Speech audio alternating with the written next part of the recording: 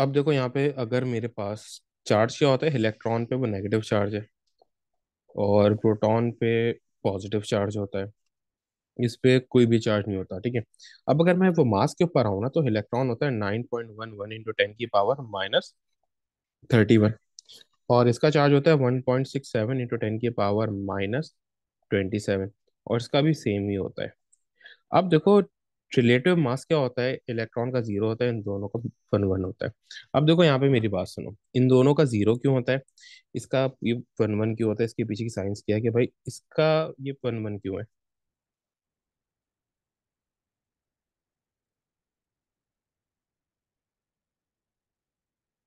सही है, ये इसका चार्ज ये वन वन क्यों है ना, सॉरी, रिलेटिव मास से सबसे पहले रिलेटिव का मतलब क्या है। ये मास रियल मास नहीं होता, ये कंपैरेटिव मास होता है, इसमें हम ये कंपेयर कर रहे होते हैं। जैसे यहाँ पे मेरे पास यहाँ इलेक्ट्रॉन के ऊपर -31 चार्ज है, यानी कि जो वो पावर है -31 है, और इसके ऊपर क्या है, -27 है। पावर क्या है, -27 है, ठीक है। तो यहाँ पे हम मेरे पास होता किस तरीके से, इसको सीधे लिख दो। अब अगर मैं -10 की पावर -31 को 10 की पावर -27 से ये कंपेयर करूँ ना, तो ये 10 की पावर -31 वेरी बहुत कम है। ये बहुत ज्यादा कम है, ये बहुत ही कम है, सही है। अगर मैं इन दोनों को ये कंपेयर करूँ ना, तो -31 एज कम्पेयर टू -27 बहुत तो कम है, ठीक है। 10,000 का कोई डिफरेंस है, ठीक है, 10,000 का। तो जमीन आसमान का फर्क है। तो इसलिए हम क्या बोलते हैं कि भाई ये जो है ना मेरे पास 10 की पावर -31, ये जीरो है। इसको हम जीरो का ये कंसिडर करते हैं, और इसको वन कंसिडर करते हैं, सही है। हम बोलते हैं कि भाई ये मास इतना वो कम है, 10 की पावर माइनस वो 31 की ये जीरो है, और 10 की पावर -27 जो है वो क्या है, वन है, ठीक है। तो इस वजह से हम क्या बोलते हैं, इलेक्ट्रॉन का मास क्या है, जीरो है, रिलेटिव मास। और प्रोटॉन और न्यूट्रॉन का कितना है, वन वन है, ठीक है। अच्छा, अब इनकी ये पोजीशन क्या होती है, अच्छा किसी को कोई क्वेश्चन है तो वो चैट बॉक्स में मुझसे वो पूछ सकता है, ठीक है। अच्छा, अब देखो यहाँ पे पोजीशन क्या है। जो मेरे पास पोजीशन होती है इलेक्ट्रॉन की, वो होती है शेल में, और इन दोनों की होती है न्यूक्लियस में। इन दोनों की कहाँ होती है, न्यूक्लियस में होती है। प्रोटॉन और न्यूट्रॉन को न्यूक्लियस में होता है, और मेरा इलेक्ट्रॉन शेल में होता है, ठीक है। प्रोटॉन न्यूट्रॉन को न्यूक्लियस में होते हैं, इलेक्ट्रॉन कहाँ पे होता है, मेरा शेल पे होता है। और ये होते किस तरीके से,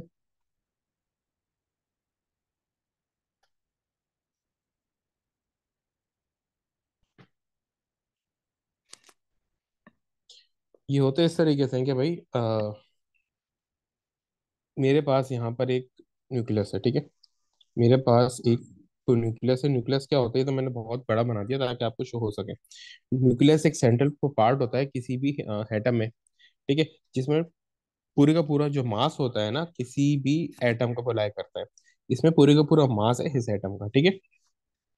और यूं यूं करके पूरा रीजन होता है एटम का। यूं करके एटम का पूरा रीजन होता है, और इस पूरे रीजन का, पूरे एटम का जो पूरे का पूरा मास है ना, वो इस न्यूक्लियस में कंटेन होता है। तो ये इस न्यूक्लियस में होता है। इसका पूरे का पूरा मास क्या होता है, इस न्यूक्लियस में होता है, जो यहाँ पे ये हमारे पास है, ठीक है। ये क्या है, हमारे पास न्यूक्लियस है। इसमें क्या होता है, मेरे पास प्रोटॉन और न्यूट्रॉन दोनों होते हैं। इसमें क्या होता है, प्रोटॉन और न्यूट्रॉन दोनों होते हैं। इसमें प्रोटॉन और न्यूट्रॉन दोनों होते हैं। अच्छा, इसमें तो मास क्यों होता है, देखो इलेक्ट्रॉन का तो कोई मास होता ही नहीं है ना।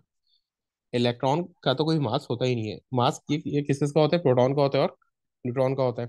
तो अगर न्यूक्लियस में सिर्फ सारे, अच्छा देखो, तीन पार्टिकल है ना, तीन मेरे पास पार्टिकल है। एक इलेक्ट्रॉन, एक प्रोटॉन और एक न्यूट्रॉन। अगर इलेक्ट्रॉन अगर प्रोटॉन और न्यूट्रॉन जो मेरे जो मास कंटेनिंग पार्टिकल्स है, अगर वो सारे न्यूक्लियस के अंदर आ जाएंगे ना, तो क्या होगा, सारे का सारा मास कहाँ आ जाएगा, न्यूक्लियस के अंदर आ जाएगा। तो ये न्यूक्लियस में सारे का सारा मास होता है। लेकिन इस पे ओवरऑल चार्ज कौन सा होगा, पॉजिटिव का चार्ज होगा। ओवरऑल चार्ज कौन सा होगा, इसमें पॉजिटिव का चार्ज होता है, सही। अच्छा, अब देखो ये इसी तरीके से, अब क्या होता है, इलेक्ट्रॉन्स कहाँ होते हैं, इलेक्ट्रॉन्स होते हैं शेल्स। इलेक्ट्रॉन्स कहाँ होते हैं, इलेक्ट्रॉन्स होते हैं शेल्स में। अब ये शेल्स किस तरीके से होते हैं, शेल्स रीजन्स होते हैं आउटसाइड द न्यूक्लियस। अब ये चार रीजन मैंने बना दिए, ठीक है। सही है। अब शेल क्या होते हैं, रीजन्स क्या होते हैं, तो देखो शेल्स मेरे पास चार होते हैं, के, एल, एम और एन। ठीक है, फर्स्ट के है, देन एल है, देन एम है, देन एन है। के में दो इलेक्ट्रॉन आते हैं, एल में एट आते हैं, देन 18 एंड देन 32। लेकिन हम जो फिल करते हैं ना, हम फिल इनमें हेट एट करते हैं, एट से ज्यादा फिल नहीं करते, क्योंकि हम ये ऑक्टेट पूरा करते हैं। ऑक्टेट यानी 8 इलेक्ट्रॉन्स करते हैं पूरा। हम ये पूरा फिल नहीं करते, सिर्फ ऑक्टेट पूरा करते हैं। ठीक है, सिर्फ ये 8 इलेक्ट्रॉन हम इसमें क्या करते हैं, ये फिल करते हैं पूरा। ठीक है। अच्छा देखो, अब इसी तरीके से हमारे पास होता क्या है। अब जो ये जो शेल्स है ना, ये on the basis of energy decide होते हैं। ठीक है, शेल्स को हम अक्सर एनर्जी लेवल्स भी बोलते हैं, फिजिक्स में तो बोलते ही इनको एनर्जी लेवल्स है। ठीक है, कि ये on the basis of energy decide होते हैं, यानी कि सबसे ज्यादा जो एनर्जी है ना, वो के शेल की है। के के बाद एल शेल की, देन एल के बाद एम शेल की। सबसे ज्यादा जो एनर्जी पर है वो के शेल है, देन एल है, फिर एम है, और फिर एन है। ये इस तरीके से मेरे पास शेल्स होते हैं। ठीक है, अब ये एनर्जी की वो टर्म में मैं कैसे कर रहा हूँ, डिफाइन क्यों कर रहा हूँ। देखो, अब अगर मैं यहाँ पे देखूँ ना, ये मेरे पास क्या न्यूक्लियस है, ये मेरे पास न्यूक्लियस है। ठीक है, ये, और पूरे का पूरा जो मास है ना, जो पूरे का पूरा मास है न्यूक्लियस का ना, ठीक है। अब ये जो न्यूक्लियस है, इसमें ये पॉजिटिव चार्ज है। इलेक्ट्रॉन्स में कौन सा होता है, नेगेटिव को चार्ज होता है। ठीक है, अब होता क्या है, जैसे फर्ज करो, जो इलेक्ट्रॉन्स है वो कहाँ होते हैं, शेल्स में होते हैं। जो ये बाहर मैंने शेल्स बनाए ना, वो रीजन्स बनाए।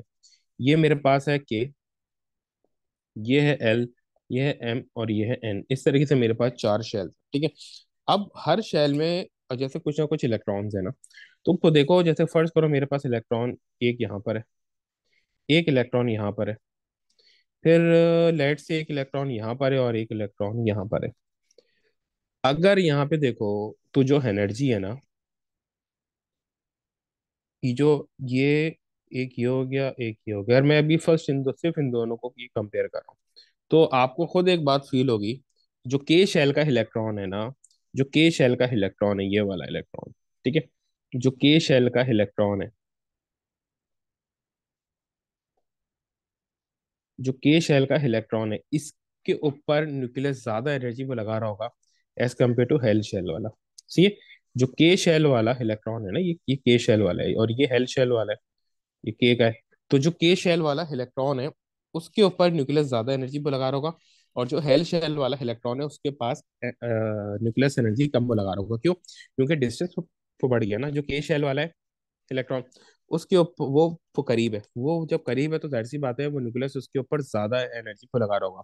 और जो एल शेल वाला इलेक्ट्रॉन है, वो थोड़ा दूर है, उसके ऊपर न्यूक्लियस और कम एनर्जी को लगा रहा होगा। अब अगर ये इसी तरीके से मैं आ जाऊँ यहाँ पे, तो जो एम शेल वाला इलेक्ट्रॉन है ना, उसके ऊपर तो न्यूक्लियस और भी कम एनर्जी को लगा रहा होगा।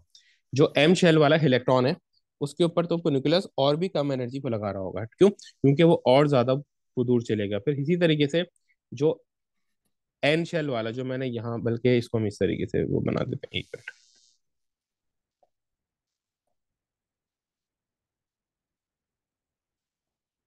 इसको हम यहाँ पे वो बनाते हैं, ताकि सब एक साथ आ जाए, तो आपको ज्यादा अच्छा समझ आ जाए।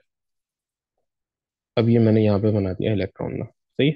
ये कौन सा इलेक्ट्रॉन है, ये हैन शेल वाला है। ये कौन सा है, हैन शेल वाला।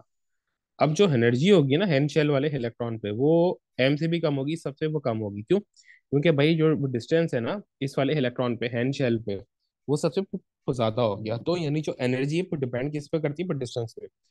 यानी कि डिस्टेंस से इनवर्सली ये प्रोपोर्शनल है। जितना इलेक्ट्रॉन दूर होगा ना, जितना इलेक्ट्रॉन दूर होगा, उतनी ही वो कम एनर्जी न्यूक्लियस इसके ऊपर अप्लाई कर रहा होगा। ठीक है, जितना वो करीब होगा, तो न्यूक्लियस उतनी ही ज्यादा एनर्जी अप्लाई कर रहा होगा। तो जो ये वो चार शेल्स हैं, ये on the basis of energy है। यानी कि ये एनर्जी की वो बेसिस पर हमने डिसाइड करे हुए। के शैल है, जहाँ हमने एक एनर्जी की समझो ये लिमिट कर ली ना। जिस तरह आपके ये ग्रेड्स बनते हैं स्कूल में ना, कि 40 टू 41 टू ये 50 है, 50 टू 60 है, 70 टू 80 है। तो उन्होंने क्या बनाए हुए, ग्रेड्स बनाए हुए। इसी तरीके से क्या है, हमने कुछ एनर्जीज को डिसाइड करी हुई है, और उन एनर्जीज की हमने रेंज को ये को बनाई हुई है। अगर न्यूक्लियस इतनी ये एनर्जी से इलेक्ट्रॉन को खींच रहा है, तो वो के शेल है। और उससे जरा से कम से अगर वो पुल कर रहा है, तो एल शेल है। उससे भी थोड़े से वो कम से पुल कर रहा है, तो हेम शेल है। देन उससे भी अगर वो थोड़ी से वो पुल कर रहा है, वो कम से, तो हैन शेल है। तो इस तरीके से हम करते हैं। ठीक है, तो ये on the basis of energy होता है। ठीक है। अच्छा, अब एक वो क्वेश्चन आता है जो स्टूडेंट के, अच्छा एक बात, जो ये इलेक्ट्रॉन और ये प्रोटॉन होते हैं ना, ये क्या होते हैं, इनके ऊपर वो चार्जेस होते हैं। अब तो हमारे पास तीन पार्टिकल्स होते हैं। एक मेरे पास नॉर्मल एटम होता है, एक क्या है मेरे पास नॉर्मल एटम है, यानी कि वो जो नेचुरल स्टेट है ना, ठीक है, जो वो नेचुरल स्टेट है, जैसे मेरे पास Na हो गया, सोडियम है, कार्बन है, ऑक्सीजन है, सो ऑन, ठीक है। इसी तरीके से ये क्या है, इनमें नंबर ऑफ इलेक्ट्रॉन प्रोटॉन एक सर्टन है। किसी भी एटम में जो अपनी वो नेचुरल स्टेट में होता है ना, इलेक्ट्रॉन और प्रोटॉन्स इक्वल होते हैं। इलेक्ट्रॉन्स और प्रोटॉन्स इक्वल होते हैं कब? नेचुरल स्टेट में, यानी एलिमेंट में, अगर वो एलिमेंट है, ठीक है। इसमें इलेक्ट्रॉन और ये प्रोटॉन्स क्या होंगे, इक्वल होंगे। ऐसा नहीं है कि इलेक्ट्रॉन ज्यादा तो ये प्रोटॉन कम, ये प्रोटॉन ज्यादा तो इलेक्ट्रॉन कम, ऐसा नहीं होता, ठीक है। सही है। अब होता क्या है, यहाँ पे इलेक्ट्रॉन और प्रोटॉन इक्वल है, जिसकी जैसे ये मेरे पास वो सोडियम है, सोडियम के पास 11 प्रोटॉन होते हैं और 11 ही इलेक्ट्रॉन होते हैं, ठीक है। सोडियम के पास 11 ही प्रोटॉन होते हैं, 11 ही इलेक्ट्रॉन्स होते हैं, ठीक है। कार्बन के पास जो है वो 6 6 होते हैं, 6 प्रोटॉन 6 इलेक्ट्रॉन। ऑक्सीजन के पास जो है वो 8 इलेक्ट्रॉन और 8 प्रोटॉन होते हैं, इस तरीके से, तो सही है। तो ये दोनों वो बराबर होते हैं एलिमेंट में। अब एक चीज होती है, देखो, अगर इलेक्ट्रॉन जो है मेरा, इलेक्ट्रॉन लॉस या गेन हो रहा है,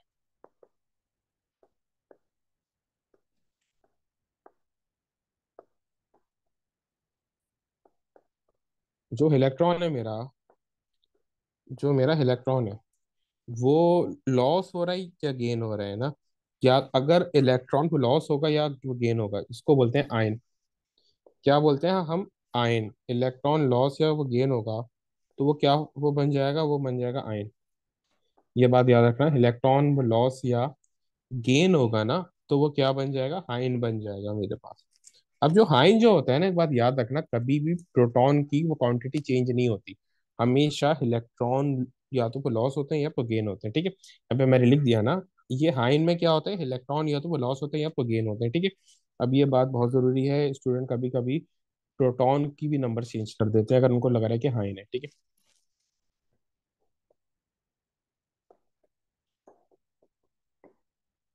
number of protons, number of protons remain same, ठीक है। नंबर ऑफ प्रोटॉन क्या है, सेम रहते हैं, ठीक है। अब इसी तरीके से होता क्या है, मेरे पास दो आइंस बनते हैं, एक बनता है पॉजिटिव आइन और एक बनता है नेगेटिव आइन। सबसे ज्यादा मसला ये पॉजिटिव आइन में होता है। स्टूडेंट ये बात तो समझ लेता है कि भाई, सही है, स्टूडेंट क्या बात समझता है कि भाई ये पॉजिटिव आइन है तो प्रोटॉन बहुत ज्यादा होंगे, नहीं। देखो जैसे मेरे पास है नहीं है, अब इस बात को समझना कि ये पॉजिटिव आइन वो बन कैसे रहे, ठीक है। मेरे पास यहाँ पे एन है, ठीक है, सही। मेरे पास यहाँ पे एन है, अगर ये एन है अभी अपनी एटम यानी नेचुरल फॉर्म में ना, ये अगर एटम या अपनी नेचुरल स्टेट में, ठीक है, तो इसके साथ क्या होगा, इसके पास जो 11 प्रोटॉन होंगे और 11 इलेक्ट्रॉन होंगे, और जो भी अपनी वो नेचुरल स्टेट में होता है उसके ऊपर चार्ज जीरो होता है। चार्ज क्या आता है, जीरो आता है। चार्ज जीरो क्यों आता है, इसके ऊपर बात करते हैं। देखो मेरे पास इलेक्ट्रॉन 11 है, प्रोटॉन भी 11 है। अगर मैं इनके चार्जेस को इक्वेट करूं, जिस तरह मैथ्स में करते हैं, तो देखो 11 ये प्रोटॉन है, उनके ऊपर +11 का चार्ज होगा, और 11 ही इलेक्ट्रॉन है, तो उनके ऊपर -11 का चार्ज होगा। तो जब मैं इनको सॉल्व करूंगा तो आंसर क्या आएगा, जीरो, क्योंकि 11 प्रोटॉन है, तो ये +11 का चार्ज है, और 11 ही इलेक्ट्रॉन है, तो उसके ऊपर -11 का चार्ज है, तो ये दोनों एक दूसरे को क्या कर देंगे, कैंसिल आउट कर देंगे। सही है, तो ये मेरे पास हो गया जीरो। लेकिन अगर मैं ये पॉजिटिव आइन की बात करूँ ना, तो देखो पॉजिटिव आइन क्या होता है, पॉजिटिव आइन का मतलब है कि इलेक्ट्रॉन वो लॉस हो रहा है, ठीक है। पॉजिटिव आइन का क्या मतलब है, पॉजिटिव आइन का मतलब है loss of electron, loss of electron, ठीक है। पॉजिटिव आयन का क्या मतलब है, लॉस ऑफ इलेक्ट्रॉन, ठीक है। पॉजिटिव आयन का क्या मतलब है, loss of electron. Positive ion का वो मतलब है, ठीक है। अच्छा अब देखो यहाँ पे इसी तरीके से क्या होता है हमारे पास। अब ये पॉजिटिव आयन आता क्यों है, अगर मैं इलेक्ट्रॉन लॉस कर रहा हूँ, इलेक्ट्रॉन में लॉस कर रहा हूँ, तो ये पॉजिटिव चार्ज आता ही क्यों है, ठीक है।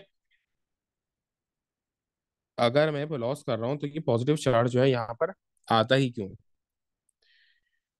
ये नेगेटिव चार्ज क्यों नहीं आ रहा? अगर मैं इलेक्ट्रॉन लॉस कर रहा हूँ तो नेगेटिव चार्ज क्यों नहीं आ रहा? अब देखो, मेरे पास सोडियम है। सोडियम के बाद टोटल जो इलेक्ट्रॉन थे वो कितने थे? 11। अगर ये एक इलेक्ट्रॉन लूज कर रहा है तो इसके पास 10 इलेक्ट्रॉन्स हो जाएंगे। इलेक्ट्रॉन कितने हो गए? 10। और प्रोटॉन कितने हो गए? प्रोटॉन का भी मैंने एक बार बताइए, प्रोटॉन हमेशा सेम रहते हैं, प्रोटॉन कभी भी चेंज नहीं होते हैं ना। तो इलेक्ट्रॉन क्या हो गया? माइनस इसलिए पे लगा दिया क्योंकि उसके ऊपर चार्ज तो माइनस का आता है। और 10 है तो 10 ये इलेक्ट्रॉन हो गए, ठीक है। अब ये क्या कर रहा है? ये एक इलेक्ट्रॉन को लूज कर दिया इसने, ठीक है। तो अब मैं इनके अगर चार्ज ये इक्वेट करूं मैथमेटिकली, तो +11 ये प्रोटॉन का चार्ज हो गया, और -10 ये किसका चार्ज हो गया? इलेक्ट्रॉन का। तो +11 और -10, मेरे पास आंसर क्या आएगा? +1। तो इस रीजन से यहाँ पे +1 का चार्ज आ जाता है, सही। और अगर मैं नेगेटिव की बात करूँ, तो नेगेटिव में मेरे पास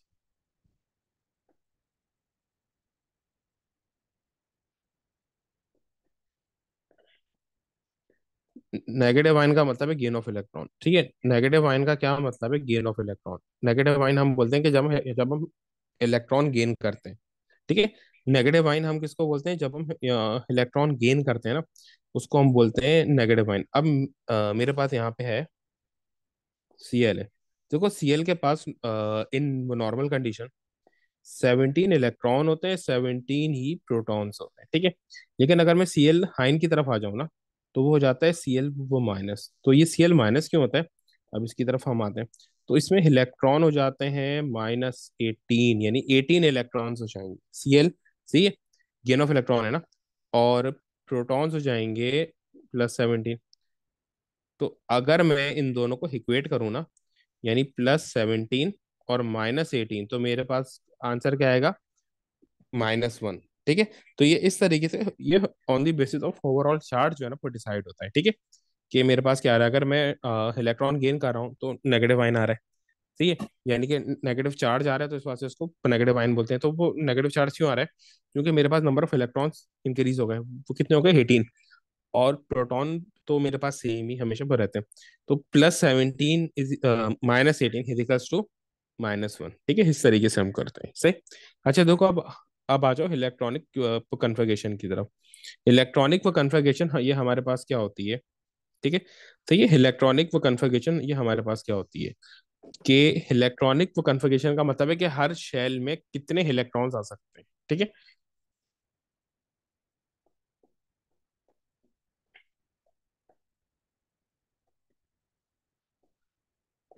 इलेक्ट्रॉनिक वो कन्फिगरेशन का क्या मतलब है कि कितने शेल में कितने इलेक्ट्रॉन्स आ सकते हैं। अब देखो, जैसे मेरे पास 4 शेल्स होते हैं, ठीक है। के, एल, एम और एन, ठीक है। अच्छा देखो, वैसे तो मैंने ऊपर क्या बात को बताई थी कि के में जो है 2 इलेक्ट्रॉन्स आते हैं, एल में 8 आते हैं, एम में 18 आते हैं, और एन में 32 आते हैं। लेकिन हम फिल कितने करते हैं? 8 8, मैक्सिमम 8 से ज्यादा किसी में भी फिल नहीं करते, ठीक है। अच्छा देखो, जैसे मेरे पास के शेल है, जैसे मेरे पास वो के शेल है, के में मैक्सिमम 2 इलेक्ट्रॉन्स आते हैं, ठीक है। के में मैक्सिमम 2 इलेक्ट्रॉन्स आते हैं। अब देखो, इसकी कैपेसिटी वो 2 की, ये बहुत सबसे छोटा ये वो शेल होता है। जब कैपेसिटी वो 2 की है, तो ये हेट वाली लिमिट लगाना इसमें कुछ ये पॉसिबिलिटी नहीं है, ठीक है। अब एल में भी ये हेट आते हैं मैक्सिमम, लेकिन जो एम है इसमें 18 आते हैं, लेकिन हम फिल कितने करते हैं? 8। मैक्सिमम 8 फिल करेंगे। और एन में भी आएंगे वो 32, लेकिन फिल कितने करेंगे? मैक्सिमम 8, ठीक है। क्योंकि हमें सिर्फ ऑक्टेट बनाना होता है। ऑक्टेट में स्टेबिलिटी आती है, यानी कि हमारा कोई भी एटम या वो एलिमेंट या कंपाउंड, वो ऑक्टेट में स्टेबल ये हो जाता है। लेकिन कुछ एक्सेप्शंस भी होती हैं जो ऑक्टेट से ज्यादा पर भी स्टेबल होते हैं, ठीक है।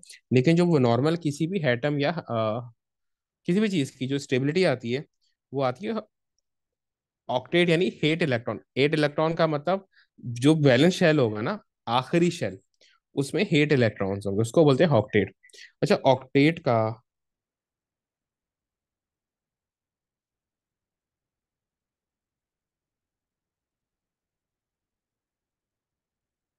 1 मिनट। अच्छा देखो, ऑक्टेट का हमारे यहाँ वो मतलब क्या होता है? ऑक्टेट का जो है ना, ये कंफ्यूजन होती है। ऑक्टेट का मतलब है 8 electrons in valence shell. 8 electron in valence shell. और वैलेंस शेल क्या होता है? वैलेंस शेल का मतलब होता है हमारे पास लास्ट शेल।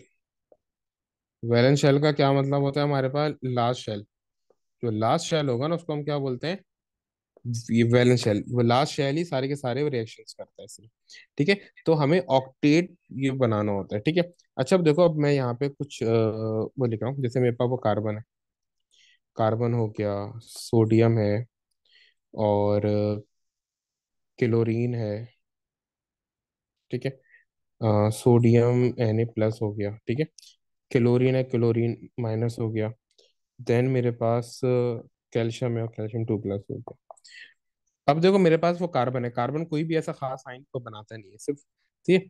कार्बन में टोटल जो नंबर ऑफ इलेक्ट्रॉन्स है ना वो होते हैं 6। कार्बन में टोटल इलेक्ट्रॉन्स कितने होते हैं, 6।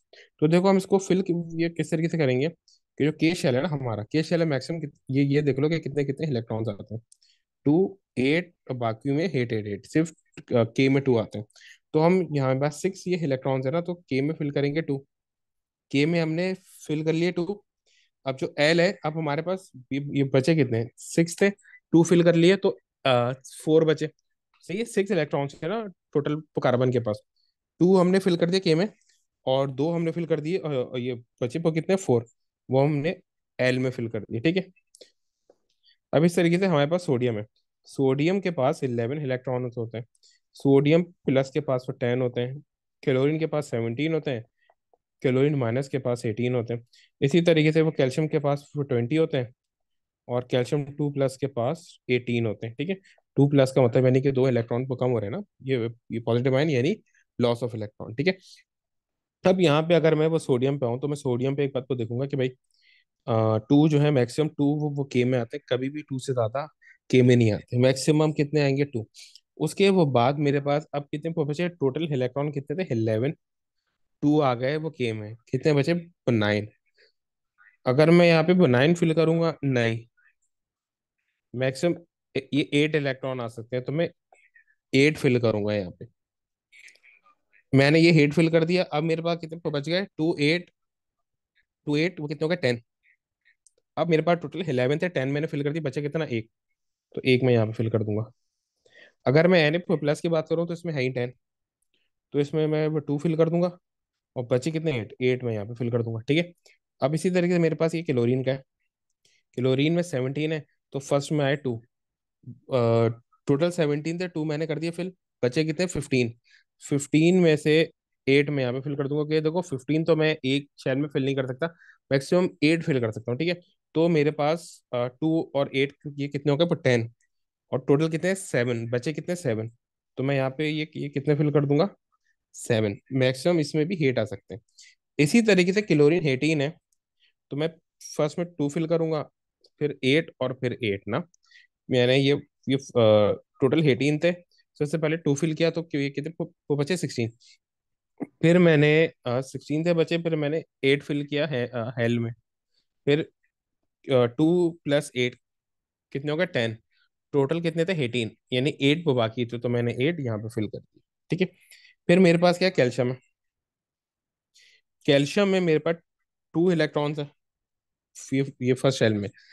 बचे कितने मेरे पास, 2, तो सॉरी, 18। 18 में से 8 मैं यहाँ पे फिल कर दूंगा। तो 18 में से 8 मैंने फिल कर दिए, कितने वो बचे, 10।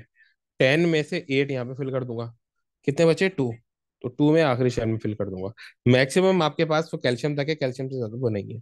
ठीक है। फिर उसके बाद कैल्शियम 2 + है 18। तो 2 मैंने के शेल में किए फिल।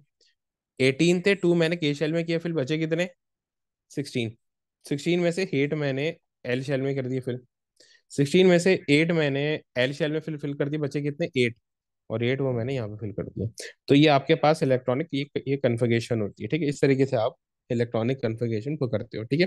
अगर कोई क्वेश्चन है तो आप चैट बॉक्स में वो पूछ सकते हो उसे, नहीं तो हम फिर आगे मूव कर देंगे। अच्छा देखो, फिर इसी तरीके से हमारे पास क्या होता है, नंबर ऑफ पार्टिकल को निकालने का फॉर्मूला होता है। ठीक है।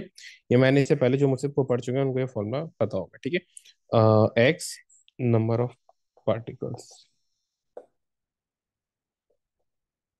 ठीक है। अभी हम क्या फाइंड आउट करें, number of particles find out करें। अच्छा, नंबर ऑफ ये पार्टिकल्स किस तरीके से हम ये फाइंड आउट करते हैं। जैसे मेरे पास एक पार्टिकल है एक्स, मेरे पास एक पार्टिकल है एक्स, ये है ए, ये है जेड और ये है ई। ठीक है, इसी के पास होगा ना। ठीक है, अब ये जो मेरे पास जेड है ना, इस जेड का मतलब होता है नंबर ऑफ प्रोटॉन्स। क्या मतलब होता है? Number of protons. इसका दूसरा नाम एटॉमिक नंबर भी होता है। दूसरा नाम क्या होता है इसका? Atomic number. फिर मेरे पास आ गया ए। ए को हम बोलते हैं वो मास नंबर। ए को क्या बोलते हैं? Mass number. मास नंबर भी बोलते हैं और न्यूक्लियॉन नंबर भी बोलते हैं। न्यूक्लियॉन नंबर ना, दोनों नाम है इसके। और हम ये होता है क्या है, ये हमारे पास होता है प्रोटॉन प्लस न्यूट्रॉन। जो यहाँ पास ऊपर ये ए है, जो लेफ्ट मोस्ट, ये लोग लेफ्ट टॉप पे आता है बिल्कुल ना, जो लेफ्ट वो टॉप पे आता है। और हमारे पास ए वो क्या होता है? मास नंबर या न्यूक्लियॉन नंबर ना। और मतलब वो मास नंबर मतलब इसमें ये प्रोटॉन और न्यूट्रॉन का ये वो काउंट होता है ना, क्योंकि प्रोटॉन और न्यूट्रॉन ही सिर्फ वो मास कंटेन करते हैं, तो हम इसको मास नंबर बोलते हैं। ठीक है, अब आ जाओ ई पे। ई हमारे पास क्या है? ई को हम बोलते हैं ऑक्सीडेशन नंबर, यानी ओवरऑल चार्ज क्या आ रहे हैं, यानी इलेक्ट्रॉन कितने कम है कितने तो ज्यादा है। जो अभी हमने ये ऊपर वो पढ़ा था ना, इलेक्ट्रॉन का पी लॉस और गेन। ठीक है, अब देखो मेरे पास फॉर्मूलाज क्या बनते हैं प्रोटॉन न्यूट्रॉन और इलेक्ट्रॉन फाइंड आउट करने के। ठीक है, प्रोटॉन का फॉर्मूला होता है मेरे पास जेड। जेड जो भी होगा मेरे पास वो प्रोटॉन होंगे। न्यूट्रॉन का क्या फॉर्मूला होता है? न्यूट्रॉन का फॉर्मूला होता है ए माइनस जेड। मैं ए को जेड से सब्ट्रैक्ट करूंगा तो मेरे पास न्यूट्रॉन आ जाएंगे। फिर होता है मेरे पास इलेक्ट्रॉन। इलेक्ट्रॉन्स का फॉर्मूला होता है जेड माइनस ई। इलेक्ट्रॉन्स का क्या फॉर्मूला होता है? जेड माइनस ई। अच्छा, अभी जो हमने जिनके ये करे इन्हीं के हम ये पार्टिकल भी फाइंड आउट करते हैं। ठीक है, देखो अब जैसे फर्ज करो मेरे पास कार्बन है। मेरे पास कार्बन इस तरीके से होता है, कार्बन 12, 6 और 0। यानी यहाँ पे अगर कोई चार्ज नहीं है तो जीरो चार्ज होगा। अब मुझे यहाँ पे ये प्रोटॉन निकालना है, मुझे यहाँ पे क्या निकालना है? ये प्रोटॉन। तो मैं ये प्रोटॉन किस तरीके से निकालूंगा यहाँ पे?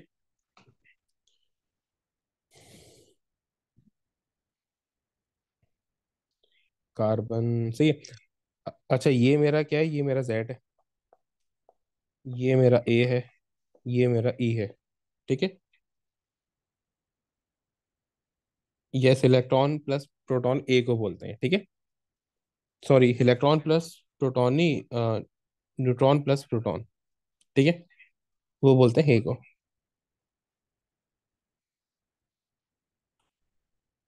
यानी इसको बोलते हैं मास नंबर। अब मेरे पास ये प्रोटॉन क्या है? जेड। तो जेड यानी ये प्रोटॉन क्या होगा? जेड। जेड कितना है? 6। तो ये प्रोटॉन्स कितने हो गए? 6। इसी तरीके से मेरे पास न्यूट्रॉन का क्या फॉर्मूला है? ए माइनस जेड। ए मेरे पास कितने हैं? 12। और जेड क्या है? 6। तो 12 - 6 इज इक्वल टू 6। तो मेरे पास नंबर ऑफ न्यूट्रॉन्स कितने आ गए? 6। यस। फिर उसके बाद अगर आप देखो यहाँ पे इलेक्ट्रॉन्स कितने आएंगे? जेड माइनस ई। जेड यहाँ पे क्या है? 6। ई क्या है? 0। तो 6 मेरे पास नंबर ऑफ इलेक्ट्रॉन्स आ गए। ठीक है, अच्छा अब जरा चेंज करते हैं। अब जरा हम आते हैं सोडियम पे। ठीक है, सेम इसी टाइप के आपके ये पेपर में भी क्वेश्चन आते हैं, कुछ खास जो है ना पर डिफरेंस नहीं आता है उनमें। ठीक है, डिफरेंस फिर जो आता है वो फिर उनमें आता है ये बॉन्डिंग में, बॉन्डिंग के चेंज होते हैं ना, यानी कि उसके जरा अलग टाइप के होते हैं। इसमें तो जो मैं यहाँ पे करा रहा हूँ बिल्कुल एग्जैक्ट ये इसी टाइप के क्वेश्चन होंगे आपके पास।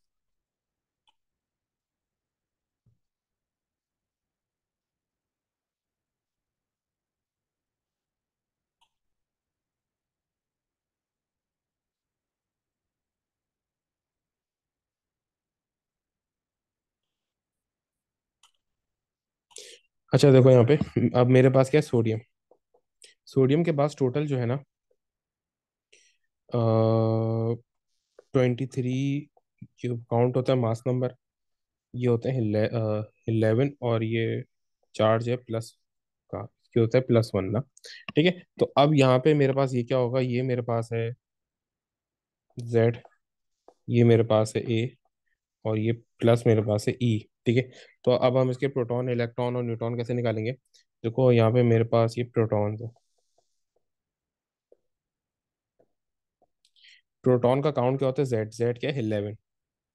तो मेरे पास प्रोटॉन्स हो गए 11। फिर उसके बाद में आया आगे, मैंने देखा भाई न्यूट्रॉन का वो काउंट कितना है। न्यूट्रॉन मेरे पास कितने हो गए, ए माइनस जेड। तो ए मेरे पास क्या है 23, और जेड क्या है 11। तो 23 - 11 इज इक्वल्स टू 12। ठीक है, ये मेरे पास हो गया नंबर न्यूट्रॉन्स। इलेक्ट्रॉन्स कैसे आएंगे, जेड माइनस ई। क्या है, जेड माइनस ई। जेड मेरे पास है 11, और ई प्लस माइनस +1। तो ये मेरे पास हो जाएगा 10। इलेक्ट्रॉन कितने हो गए, 10। ठीक है, सिर्फ मैंने सॉल्व किया और कुछ भी नहीं किया। अब इसका एक बस एक आखिरी कर लें, उसके बाद आइसोटोप्स की तरफ होते हैं। अब यहाँ पे मेरे पास क्या है, ये क्लोरीन है। क्लोरीन के ऊपर चार्ज क्या है, माइनस का। और टोटल होते हैं 17, और ये होता है 35। अब मैं अगर यहाँ पे देखूँ ना, तो ये मेरे पास क्या है, ये मेरे पास ए है, ये मेरे पास जेड है, और ये मेरे पास ई है। ठीक है, क्लोरीन 35, 17 और ई। अच्छा, अगर मैं यहाँ पे देखूँ ना, तो ये प्रोटॉन्स क्या होंगे, जेड यानी 17। न्यूट्रॉन्स अब मैं डायरेक्ट कर रहा हूँ, ए माइनस जेड यानी 35 - 17 इज इक्वल्स टू 18। ठीक है, तो न्यूट्रॉन्स कितने हो गए मेरे पास, 18। प्रॉब्लम आती है ये वाली इलेक्ट्रॉन्स की कैलकुलेशन में। ये मैं लिख रहा हूँ, जेड माइनस ई है, ये जो नेगेटिव है ना, जो माइनस आ रहा है, ये फॉर्मूले का पी पर माइनस है। ये कोई हम सॉल्व करने वाला पी पर माइनस नहीं है, ये हमारा क्या फॉर्मूला का पर माइनस है। ठीक है, तो अब यहाँ पे क्या होगा, जेड जेड हमारे पास क्या है 17, मैंने लगाया पर नेगेटिव। फिर मैं करूंगा ये ब्रैकेट ओपन। अगर आप यहाँ पे गौर करो, तो ऊपर ये पॉजिटिव चार्ज था, फिर भी मैंने यहाँ पे ये ब्रैकेट अप्लाई किया था, ताकि आप लोग की आदत को बन सके। ठीक है, ऊपर भले ही ये पॉजिटिव चार्ज था, ये पॉजिटिव चार्ज से कुछ फर्क नहीं पड़ता, लेकिन मैंने फिर भी ये ब्रैकेट के ऊपर अप्लाई किया था, यानी मैंने ब्रैकेट को ड्रॉ किया था ताकि आपकी आदत बन सके। अब यहाँ पे मेरे पास ई की वैल्यू क्या है, -11 ओ -1। तो ये क्या हो जाएगा, माइनस माइनस प्लस प्लस, और 17 + 1 इज इक्वल टू 18। तो यहाँ पे क्या हो गया मेरे, ये 18 आ गए। इस तरीके से हम करते हैं। अच्छा, अब इसमें एक और चीज आती है जिसको बोलते हैं आइसोटोप। ठीक है, ये आइसोटोप्स क्या होते हैं हमारे पास। देखो, आइसोटोप के बारे में बहुत ही एक सिंपल सी बात है, they have same number of,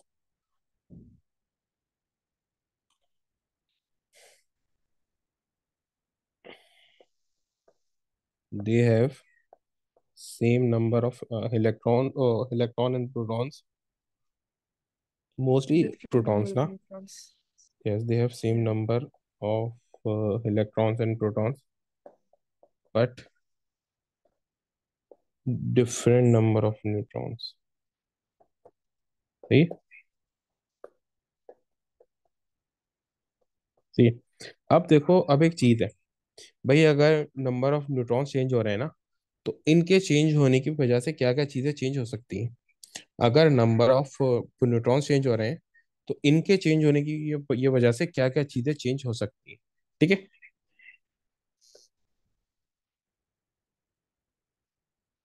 तो अभी हम वो बात करेंगे कि एक नॉर्मल, ये इसमें क्या क्या चीजें चेंज होती हैं, कौन सी चीजें सेम रहती है ना। ठीक है,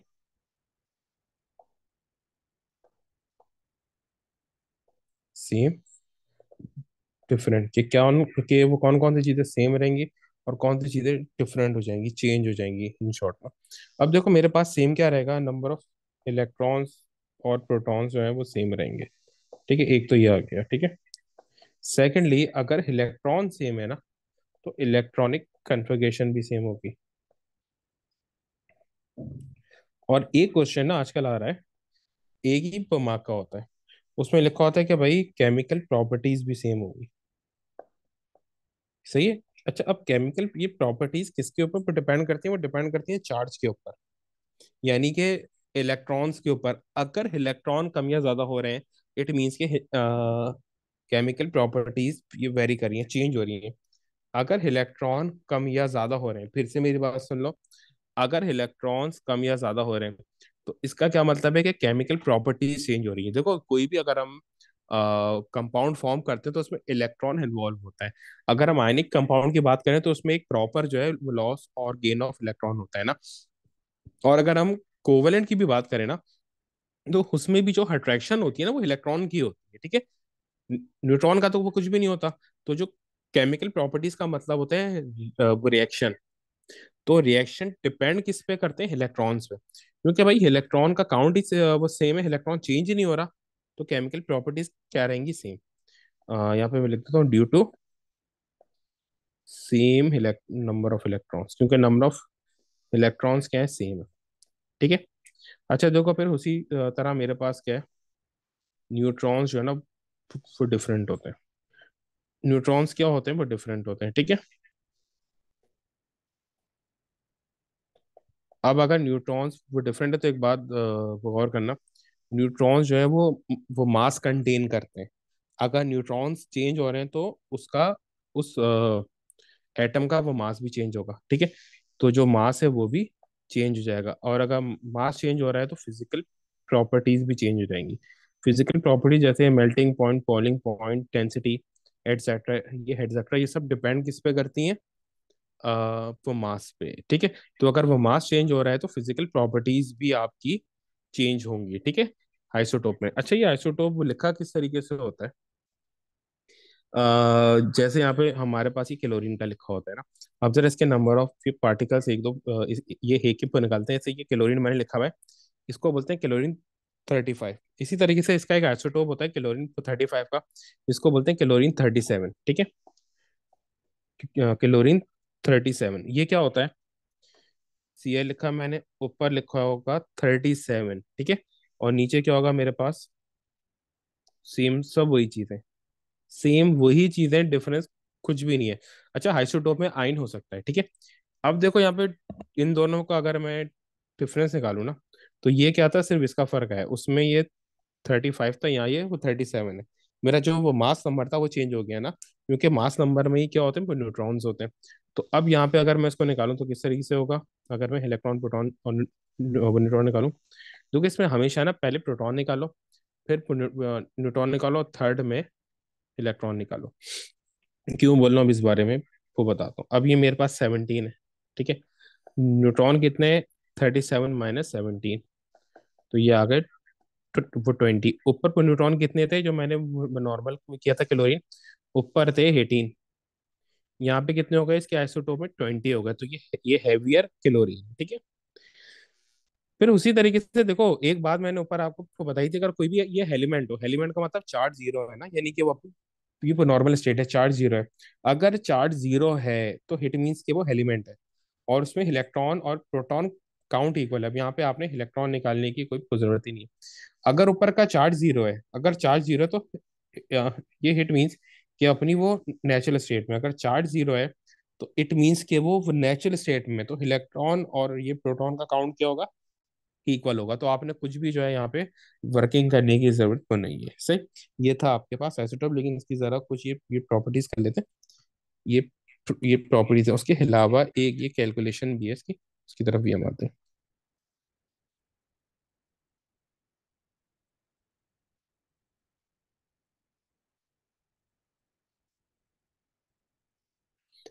अच्छा देखो वो, देखो मेरे पास दो क्लोरीन आ गए ना, दो मेरे पास ये क्लोरीन आ गए।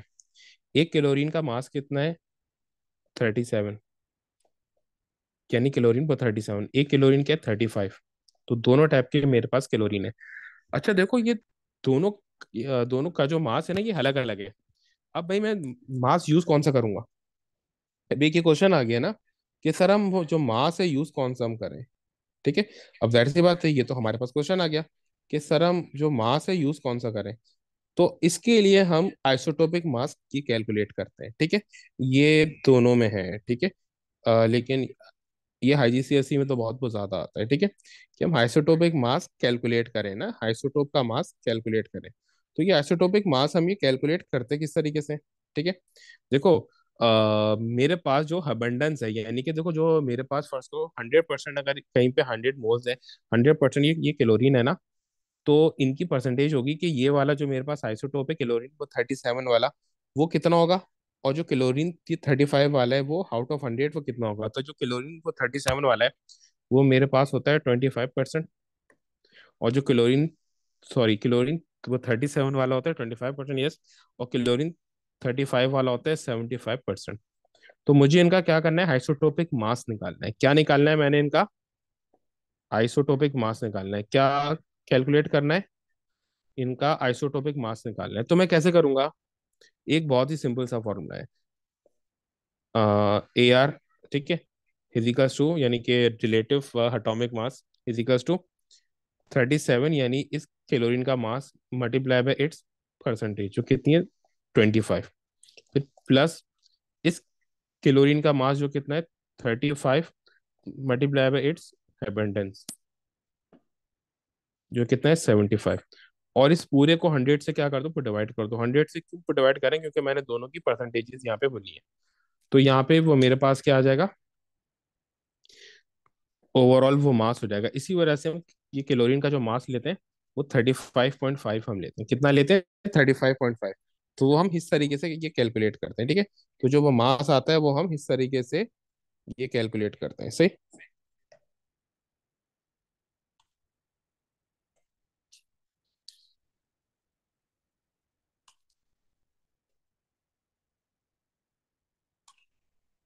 तो ये हमारे पास एक टोटल आइसोटोप हो गया। अब इसी तरीके से अच्छा, इसको अगर मैं एक फॉर्मूला ये बनाना चाहूँ ना, तो मैं इसको इस तरीके से बोल सकता हूँ ना, mass multiply by percentage mass one, फिर plus mass two multiply by percentage यानी अबंडेंस, और डिवाइडेड बाय 100, ठीक है। तो ये मेरे पास एक तरीके से फॉर्मूला तो बन गया, एक का मास, फिर उसी की जो अबंडेंस है, फिर प्लस तो सेकंड का मास और उसकी परसेंटेज, सही। और यहाँ पे अब आ जाओ यूजेस पे, कि इसके यूजेस क्या होते हैं आइसोटोप के, ये कहाँ कहाँ यूज होता है, ये आते हैं ना, ठीक है। थ्योरी में एक इसका एक अच्छा एक पार्ट बन जाता है। देखो, isotope are known to emit energy, ठीक है। ज्यादातर आइसोटोप जो है वो एनर्जी हिमिट करते हैं, तो इनको हम बोलते हैं रेडियो आइसोटोप, ठीक है। Isotopes that emit high energy, यानी कि जाहिर सी बात है रेडियो एक्टिव वही होते हैं जो बहुत हाई एनर्जी रिलीज करें, that emit high energy radiations are called radio isotopes, ठीक है। तो ये रेडियो आइसोटोप्स होते हैं, ठीक है। अब ये यूज कहाँ पे होते हैं, ये इनको, ये रेडियो एक्टिव ये एलिमेंट है। अब ये, अच्छा, ये जहाँ पर भी रेडियो है ये एक्टिविटी के तौर पे हम यूज कर रहे होते हैं ना, वहां पे ये यूज होता है, यानी कि अच्छा, एक तो ये कि बहुत ही डेंजरस होता है, ठीक है। तो इनको हमें क्या करना पड़ता है, ये हैंडल को करना पड़ता है इनको, ठीक है। क्योंकि ये आइसोटोप्स हैं तो इनको हमें ये हैंडल को करना पड़ता है, सही। और वो दूसरा ये कि ये क्योंकि ये एनर्जी ये हिमिट करते हैं, तो इनको हम कि कहाँ का यूज करते हैं, मेडिसिन में यूज करते हैं। मोस्टली आइसोटोप एनर्जी ये हिमिट करते हैं, मेडिसिन ये इंडस्ट्री में यूज करते हैं इनके, ठीक है। उसकी वजह से बहुत सारे जो है ना आप इसके वो कर सकते हो, जो बायोलॉजिकल वो साइंसेज है हम वहाँ पे यूज करते हैं। ये कैंसर डिटेक्शन में यूज होता है, जो कैंसर सेल्स हैं उनकी ट्रीटमेंट में ये यूज होता है, ऐसी है। यानी कि इन शॉर्ट इसको कैंसर ट्रीटमेंट लिख दो, ठीक है।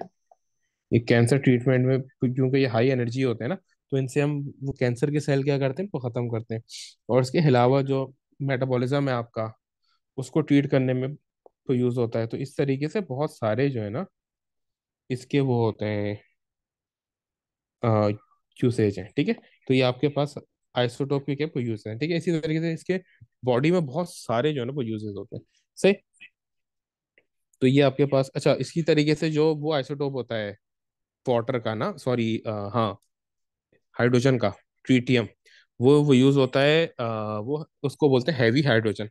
वो यूज होता है जो जैसे आपके पास न्यूक्लियर अटैक्स होते हैं ना, तो उनमें वो यूज होता है, ठीक है, ट्रीटियम ना। और बहुत ज्यादा वो डेंजरस होता है, ठीक है। न्यूक्लियर एनर्जी में यूज होता है, न्यूक्लियर एनर्जी, क्योंकि जाहिर सी बात है, देखो, न्यूक्लियर जो अटैक्स होते हैं उनमें एनर्जी बहुत ज्यादा ये प्रोड्यूस होती है ना।